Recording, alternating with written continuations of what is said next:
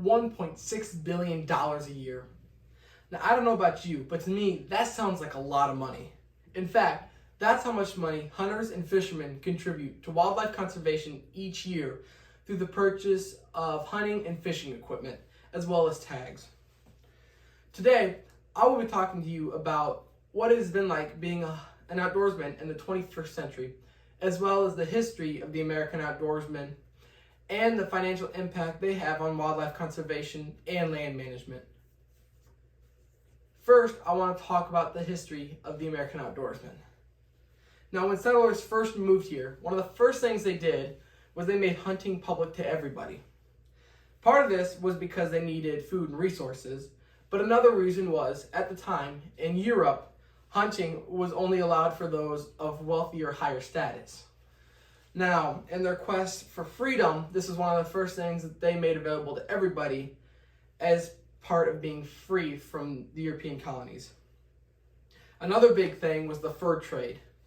This, along with other resources, helped start America and was one of the backbones as to what made America so successful at the beginning.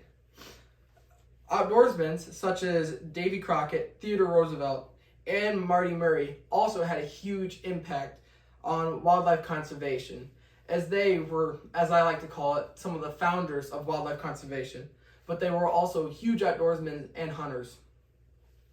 Next, I want to talk about my past experiences as being an outdoorsman. First, I want to talk about what it was being like growing up. Now, for me, I live in a more rural area, so there really wasn't that much backlash from other people as far as being an outdoorsman. But as I've done more research and dug a little bit deeper, I've learned that it's not the most popular opinion amongst Americans. In fact, 56% of people disagree with hunting, and that, along with other reasons, has caused a decline in the amount of outdoorsmen. Another thing I want to talk about is how being an outdoorsman has allowed me to help others. There's a famous saying, you can give a man a fish and feed him for a day, or you can teach a man to fish and feed him for life. Now, I've kind of taken that to heart as what it's been like being an outdoorsman for me, to take others and to take them out hunting or fishing, and just to show them that there's more to it than just killing an animal or eating a fish.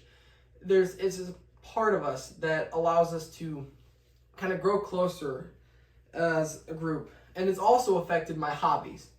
A couple things that I really like to do is photography and art. Now, up here, you can't really see it very well, is a picture that I took of some deer standing, and I've gotten a lot of people that really like that.